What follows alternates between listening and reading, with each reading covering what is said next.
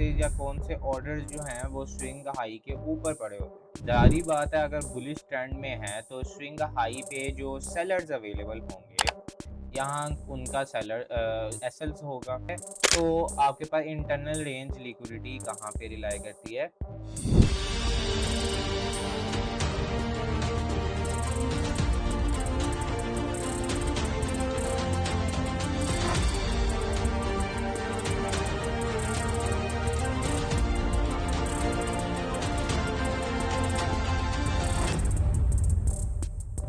तो गाइस अपने टॉपिक पे चलते हैं कि सबसे पहले चीज़ देखते हैं कि internal liquidity, external liquidity, internal और एक्सटर्नल लिक्विडिटी होती क्या है, और उसके बाद देखते हैं कि आईसीटी के पर्सपेक्टिव से इसको हम ट्रेडिंग स्ट्रेटजी के तौर पे कैसे यूज़ कर सकते हैं। एक चीज़ देखो कि लेट्स सपोज मार्केट बुलिश है।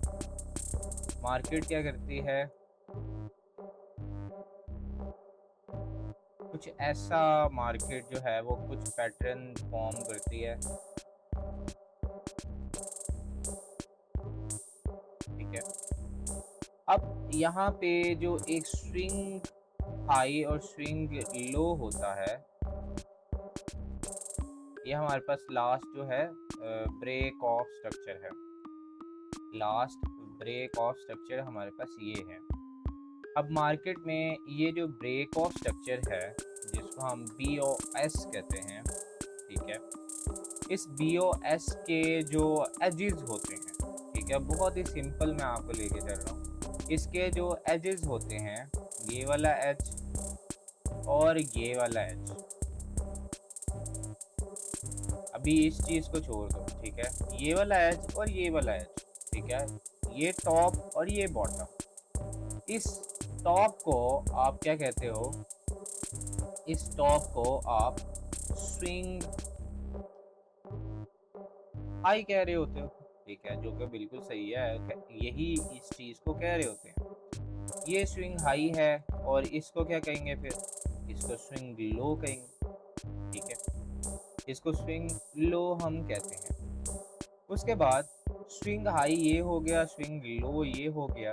तो स्विंग हाई के ऊपर कौन अवेलेबल होते हैं, कौन से स्टॉप लॉसेज या कौन से ऑर्डर्स जो हैं वो स्विंग हाई के ऊपर पड़े होते हैं। इस जो ऑर्डर्स और स्टॉप लॉसेस को क्या कह रहे होते हो आप, इस चीज़ पे आपको क्या कहना चाहिए, ये ERL है, जिसको हम एक्सटर्नल रेंज लिक्विडिटी कहते हैं, ठीक है।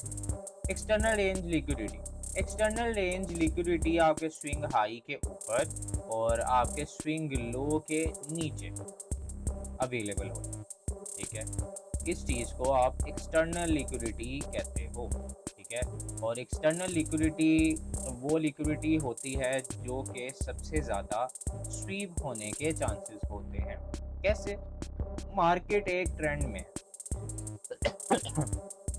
मार्केट एक ट्रेंड में है, तो मार्केट जब एक ट्रेंड में है तो मार्केट किस डायरेक्शन की लिक्विडिटी लेगा, कौन से स्विंग की लिक्विडिटी लेगा। जाहिर बात है अगर बुलिश ट्रेंड में है तो स्विंग हाई पे जो सेलर्स अवेलेबल होंगे उन सेलर्स की लिक्विडिटी ली जाएगी। जैसे यहाँ पे जो सेलर्स डाउनवर्ड के लिए अपने स्टॉप लॉसेस यहाँ पे रखे थे और थोड़ा सा नीचे यहाँ पे सेलिंग करना चाह रहे थे, तो उनकी जो लिक्विडिटी है वो कहाँ पे ली गई। और ये जो मूव आया, ये मूव आने के साथ साथ मार्केट ने क्या किया, मार्केट ने उनके जो स्टॉप लॉसेस थे वो ले लिए।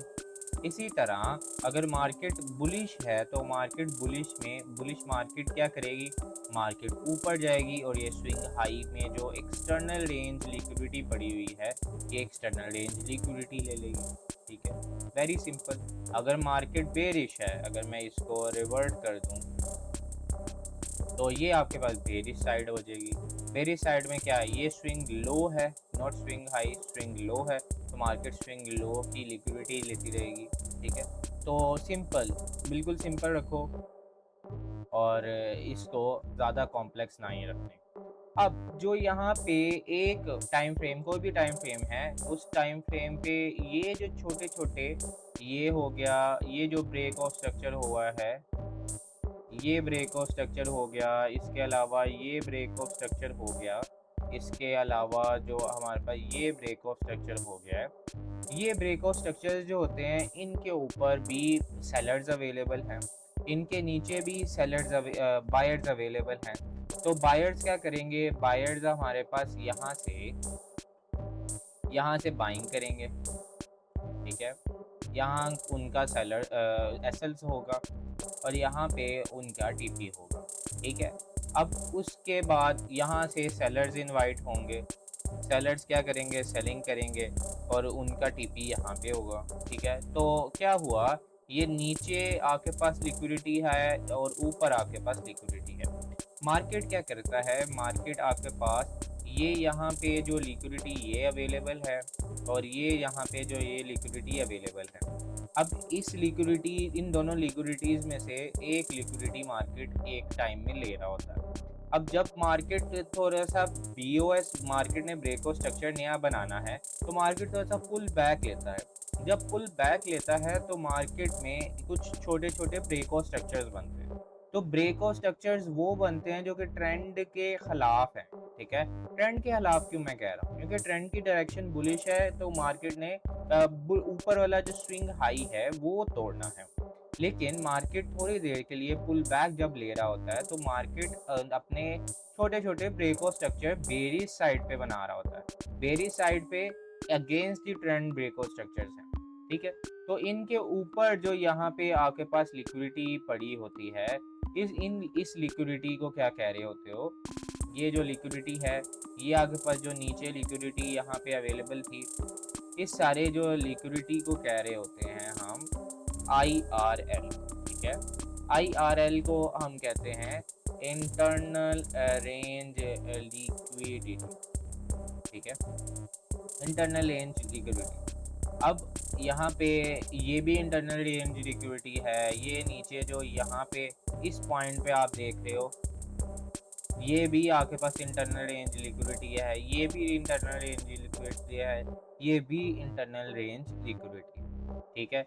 और एट द एंड जब मार्केट एक अच्छा अपने लेवल पे आता है, ठीक है, मार्केट अपने लेवल पे आके ये इंटरनल रेंज लिक्विडिटी को एकदम से ग्रैब करके एक्सटर्नल रेंज लिक्विडिटी तक चलता है, ठीक है। तो ये एक पूरा साइकिल होता है जो कि लिक्विडिटी में आप देख सकते हो, आप लिक्विडिटी को देख सकते हो।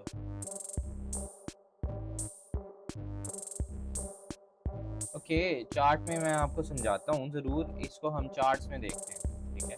चलो चार्ट्स पे ही चलते हैं।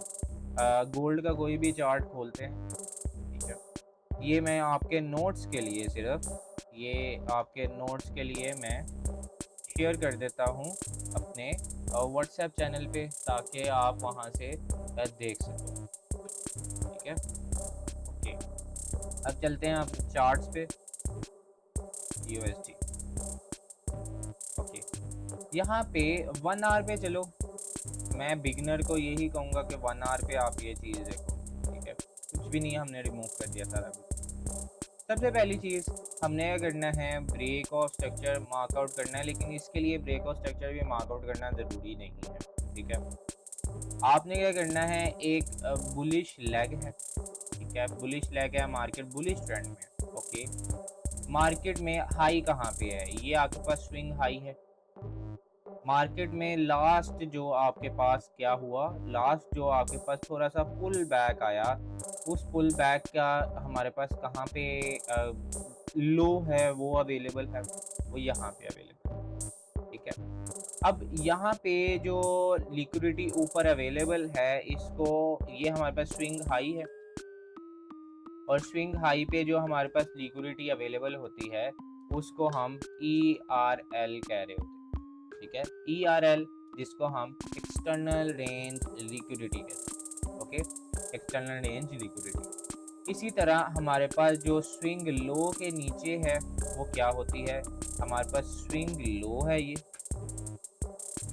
और स्विंग लो के नीचे हमारे पास ERL जो है सेल साइड लिक्विडिटी, वो हमारे पास यहाँ पे अवेलेबल होती है, सबसे पहली चीज़, मार्केट में जो लिक्विडिटी यहाँ पे अवेलेबल थी मार्केट ने नहीं ली, ठीक है, नहीं ली, मार्केट है, मार्केट ने नहीं ली, नो प्रॉब्लम। उसके बाद क्या हुआ, मार्केट में ने डाउनफॉल किया कहाँ तक, एक स्विंग लो की लिक्विडिटी तक, ठीक है। अगर अगर हम इस 1 आवर को कन्वर्ट कर दें 15 मिनट पे, क्योंकि हमारे पास 15 मिनट का जो टाइम फ्रेम है वो 1 आवर के साथ अगर हम रिलाई करें तो यहाँ पे एक ट्रेडिंग स्ट्रेटेजी बहुत ही इजीली आप बना सकते हो। कैसे? मार्केट में जब हमारे पास एक स्विंग हाई बना हुआ है और मार्केट स्विंग हाई को लेने से इनकार कर दिया, मार्केट ने स्विंग हाई नहीं लिया, उसके बाद क्या हुआ, उसके बाद मार्केट में एक MSS हो गया। MSS का मतलब होता है मार्केट स्ट्रक्चर शिफ्ट, ठीक है। मार्केट स्ट्रक्चर शिफ्ट क्या है? ICT की ज़ुबान में मार्केट स्ट्रक्चर शिफ्ट जो होता है वो शॉर्ट टर्म हाई या फिर शॉर्ट टर्म लो के टूटने को कहते हैं, ठीक है। सिंपल इज दैट, इसको ज़्यादा कॉम्प्लेक्स नहीं रखना। शॉर्ट टर्म हाई, हमारे पास ये बुलिश लेग बनी है, शॉर्ट टर्म लो कहाँ पे बना है, जो कि टूटा है, हमने सेल साइड पे जाना है तो वो टूटा है, कहाँ पे टूटा है वो चीज़ देखिए। सबसे पहले हमारे पास ये हाई बना हुआ है, ठीक है, और ये इससे पहले ये हाई है, मार्केट ने इस लिक्विडिटी को नहीं लिया। जब मार्केट ने इस लिक्विडिटी को नहीं लिया, मार्केट वापस नीचे चला जाता है और ये जो अभी लो आपको बना हुआ नज़र आ रहा है, ये लो जो है मार्केट ले लेता है। इस लो के नीचे क्या था, इस लो से मार्केट में बायर्स इनवाइट हुए थे। जब यहाँ पे इस लो से बायर्स इनवाइट हुए थे, इसको थोड़ा सा अच्छा करते हैं, बायर्स की यहाँ पे एसएल्स जो हैं वो हंट हो गए। इससे आपको क्या पता चलता है? इससे आपको ये पता चलता है कि बायर्स अब वीक हो रहे हैं मार्केट में, ठीक है। सिर्फ प्राइस एक्शन को देख के ही आप लिक्विडिटी को पहचान सकते हो और किसी बेसिस पे आप लिक्विडिटी को नहीं पहचान सकते। ये ICT का दावा है, मैं नहीं हूँ, ठीक है। तो मार्केट में ये आपके पास जो लिक्विडिटी थी, जहाँ पे जो बायर्स इनवाइट हुए थे, इनवाइट होने से क्या मुराद है, ये जो पूरा एक ऑर्डर ब्लॉक था, एक बहुत ही बड़ा सा ऑर्डर ब्लॉक, मार्केट में ये ट्रेड्स जो हैं वो एग्जीक्यूट होनी थी, मार्केट में बायर्स, अर्ली बायर्स जो हैं वो यहाँ से इनवाइट हुए।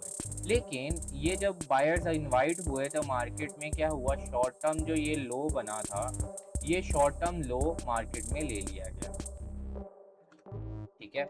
STL जिसे हम कहते हैं, ठीक है, STL मार्केट में ले लिया गया। अब उसके बाद क्या हुआ, मार्केट में जब ये ले लिया गया तो हमारे पास क्या सोच बनती है कि अब बायर्स वीक हो गए हैं, अब सेलर्स की लिक्विडिटीज जो हैं वो अब बनेंगी और बायर्स के जो स्टॉप लॉसेस हैं वो हंट किए जाएंगे। तो इस पर्सपेक्टिव से देखा जाए तो इंटरनल रेंज लिक्विडिटी कहाँ पे रिलाई करती है, यहाँ पे। जब मार्केट यहाँ पे है तो आपके पास इंटरनल रेंज लिक्विडिटी कहाँ पे रिलाई करती है, यहाँ पे इंटरनल रेंज लिक्विडिटी रिलाई करती है।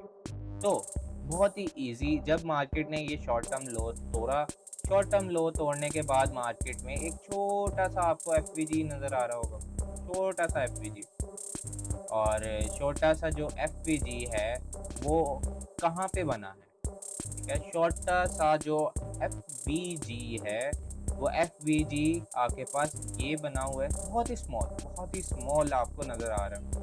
और लास्ट अपवर्ड कैंडल कौन सी है, ये है, ये जो आपके पास अपवर्ड कैंडल है, this is the real order block, ठीक है। This is the real order block, जो कि कोई नहीं कहता, हर कोई यही कहता है कि फेयर वैल्यू गैप है, दूसरी हमारे पास ये एक कैंडल बनी हुई है, दूसरी भी कैंडल बनी हुई है, ये आपके पास एक order block. No, order block आपके पास सिर्फ और सिर्फ जब डाउनवर्ड मार्केट ने ब्रेक कर लिया है, शॉर्ट टर्म लो ब्रेक कर दिया है, तो आपके पास लास्ट अपवर्ड कैंडल जो है वो ऑर्डर ब्लॉक है, ठीक है। ये पूरा एक ऑर्डर ब्लॉक है जिससे आपके पास यहाँ पे ये ट्रेड जो है सेल साइड की एग्जीक्यूट होती है। और कहाँ तक आप एग्जीक्यूट करोगे, आपके पास जहाँ तक sell side internal range liquidity जहाँ पे अवेलेबल है, ये आपके पास यहाँ पे एग्जीक्यूट होगा। अब यहाँ पे एक चीज़ और देखो, अगर आपने इसी के अंदर एंट्री और बनानी है तो आपके पास क्या हुआ, ये शॉर्ट टर्म लो फिर से बना। शॉर्ट टर्म लो बनने के बाद मार्केट में जो बायर्स थे, बायर्स फिर से इनवाइट हुए, उनके स्टॉप लॉसेस यहाँ पे अवेलेबल हैं। तो मार्केट ने जब इसके बायर्स के जो स्टॉप लॉसेस हैं उन्हें हंट किया और शॉर्ट टर्म लो को ब्रेक कर दिया, तो ब्रेक करने के बाद क्या हुआ, मार्केट में जो लास्ट अपवर्ड कैंडल है, उस अपवर्ड कैंडल से वापस आप एक अच्छी ट्रेड को एग्जीक्यूट कर सकते हैं। ठीक है, ये आपके पास ट्रेड है और ये यहाँ तक एग्जीक्यूट हो सकती है। अब जब मार्केट ने एक्सटर्नल रेंज लिक्विडिटी ले ली और एक्सटर्नल रेंज लिक्विडिटी लेने के बाद मार्केट में क्या हुआ, मार्केट ने एक अच्छा अग्रेसिव मूव दिखाया। या तो आप इसको कंटिन्यू रख सकते हो, कहाँ तक कंटिन्यू रख सकते हो, जब तक आपके पास फेयर वैल्यू गैप नहीं आता। फेयर वैल्यू गैप कहाँ पे है, ये ये आपके पास एक पूरा फेयर वैल्यू गैप है। तो आप मार्केट में यहाँ तक अपने इस ट्रेड को एग्जीक्यूट कर सकते हैं। एक पूरी ट्रेडिंग स्ट्रेटेजी मैंने आपको बताई, ठीक है। और ये ट्रेडिंग स्ट्रेटेजी जो है वो आप इन एक्सटर्नल रेंज लिक्विडिटी से इंटरनल रेंज लिक्विडिटी तक मार्केट में एग्जीक्यूट होने दे सकते हो। अब कॉन्सेप्ट वाइज अगर मैं आपको बताऊं, ठीक है, क्योंकि ये डिटेल्ड बहुत ही लंबी है, ठीक है, इस पे मैं कोई 5 से 8 घंटे बात कर सकता हूँ ईजीली, ठीक है। इस पे मुख्तलिफ मॉडल्स हैं जो कि आईसीटी ने हमें प्रोवाइड किए हुए हैं। पहला मॉडल मैंने आपको बताया कि जब मार्केट एक्सटर्नल रेंज लिक्विडिटी को लिए बगैर चली जाती है, एक्सटर्नल रेंज लिक्विडिटी को लिए बगैर मार्केट ट्रेड डाउन हो जाती है, तो आप उसमें ट्रेड कैसे एग्जीक्यूट कर सकते हो। अब मैं दूसरी चीज़ बताता हूँ कि जब मार्केट एक्सटर्नल रेंज लिक्विडिटी को ले लेता है तब आप ट्रेड को कैसे एग्जीक्यूट करते हो। सबसे पहली चीज़, एक्सटर्नल रेंज लिक्विडिटी हमारे पास कहाँ पे अवेलेबल है, यहाँ पे ये जो लो है इसके नीचे हमारे पास एक्सटर्नल रेंज लिक्विडिटी अवेलेबल है, ठीक है। मार्केट में एफवीजी यहाँ पे अवेलेबल है, ओके। मार्केट में हमारे पास ऑर्डर ब्लॉक अवेलेबल है, ओके, ऑर्डर ब्लॉक भी हमारे पास अवेलेबल है, ओके। लेकिन मार्केट ने क्या किया, मार्केट ने इस और जो लो है, जो हमारा एक्सटर्नल रेंज लिक्विडिटी है, जहाँ पे यहाँ पे जो बायर्स थे उन्होंने अपने एसएल्स रखे हुए थे। यहाँ पे देखो, यहाँ पे जो बायर्स इनवाइट हुए थे जिन्होंने यहाँ से लेके यहाँ तक बाइंग की थी, उनके एसएल्स जो थे वो यहाँ पे कुछ पड़े हुए थे, ठीक है। यहाँ तक जो बाइंग की थी उनके एसएल इसके नीचे पड़े होंगे। तो मार्केट ने क्या किया, मार्केट सिर्फ ट्रेड डाउन हुआ, मार्केट में एक अग्रेसिव मूव नहीं आया है इसके नीचे, मार्केट ने सिर्फ एक विक दिया, ठीक है। जब मार्केट ऐसी कंडीशन में विक देगा और मार्केट विक देने के बाद क्या करे, ठीक है, एक्सटर्नल रेंज लिक्विडिटी मार्केट ने ले ली। पहली चीज, step 1, external range liquidity market ने ले ली। उसके बाद मार्केट ने क्या करना है, मार्केट ने जो आपके पास शॉर्ट टर्म लो या यहाँ पे शॉर्ट टर्म जो हाई बना हुआ है, उस शॉर्ट टर्म हाई को मार्केट ने लेना है। शॉर्ट टर्म हाई ले लिया गया। शॉर्ट टर्म हाई जो है, यहाँ पे जो सेलर्स थे इनवाइट हुए थे, शॉर्ट टर्म हाई जो है वो ले लिया गया, ठीक है। शॉर्ट टर्म हाई ले लिया गया। उसके बाद और शॉर्ट टर्म हाई जो हमारे पास अवेलेबल है वो हमारे पास क्या है, वो हमारे पास अभी इंटरनल रेंज लिक्विडिटी है। ये जो हमारे पास सेलर्स अवेलेबल हैं, यहाँ पे जो सेलर्स आए थे, यहाँ पे जी मैंने भी आपने भी सेलिंग की थी, ठीक है। तो यहाँ पे आप सेलर एज अ सेलर क्या हो, लिक्विडिटी हो। यहाँ पे क्या लिक्विडिटी अवेलेबल है, इंटरनल रेंज लिक्विडिटी। यहाँ पे जो आपने सेलिंग की थी, यहाँ से जो पोजीशन ली थी, यहाँ पे आप क्या हो, आप इंटरनल रेंज लिक्विडिटी हो, और एक्सटर्नल रेंज लिक्विडिटी आपके पास यहाँ पे अवेलेबल है, ठीक है, हम पहले ही मार्क कर चुके हैं। तो शॉर्ट टर्म हाई जब मार्केट में ले लिया गया, मार्केट में जब शॉर्ट टर्म हाई ले लिया तो मार्केट में आपने एक ऑर्डर ब्लॉक से वापस अपनी एक ट्रेड को एग्जीक्यूट कर सकते हो, ठीक है। Internal external range liquidity SVEEP कर दी गई, पहला स्टेप 1। उसके बाद शॉर्ट टर्म हाई स्वीप कर दिया गया, शॉर्ट टर्म हाई ले लिया गया, स्टेप 2। तीसरी चीज, आपने जो लास्ट डाउनवर्ड कैंडल है, last downward candle before short term high लिया गया। जब शॉर्ट टर्म हाई लिया गया उससे पीछे आते जाना है, लास्ट डाउनवर्ड जो कैंडल है उसको मार्क करना है एज अ ऑर्डर ब्लॉक। ठीक है, स्टेप 4, यहाँ से आपने ट्रेड को एग्जीक्यूट करना है। आपका स्टॉप लॉस कुछ यहाँ पे होगा। ठीक है, पहले आपका टारगेट क्या होगा ये, क्योंकि अब मार्केट का नैरेटिव जो है, मार्केट की जो पूरी एक थ्योरी है वो चेंज हो गई है।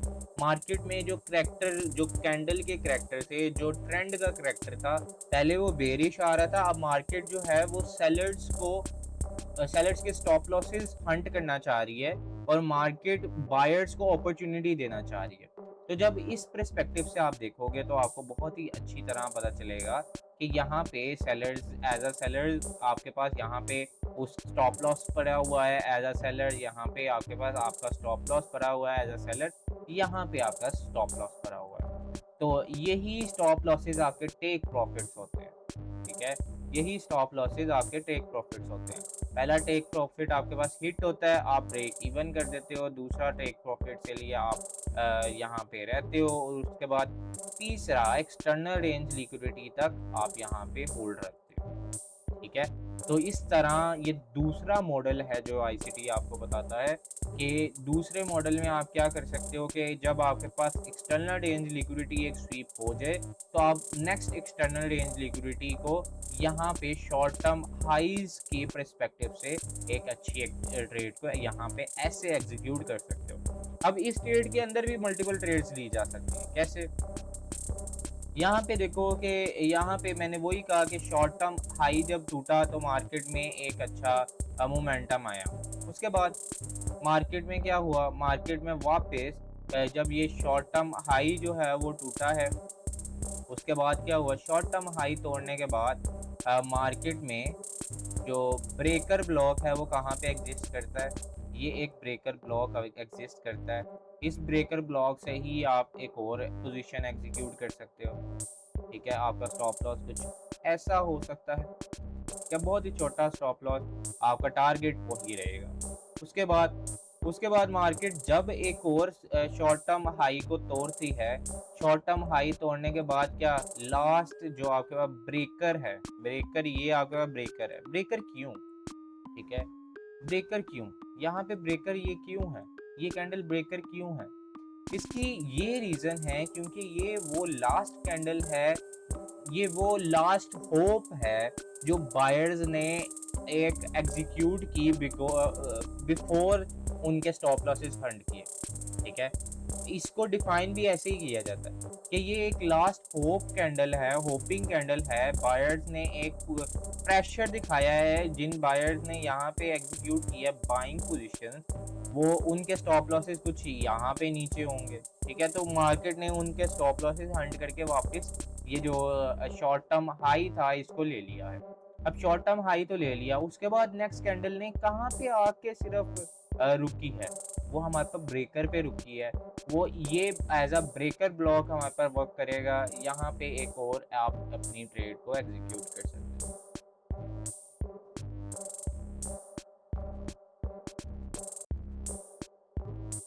ठीक है, तो यहाँ पे ट्रेड मैनेजमेंट तो एक अच्छी चीज़ है और एक अलग चीज़ है।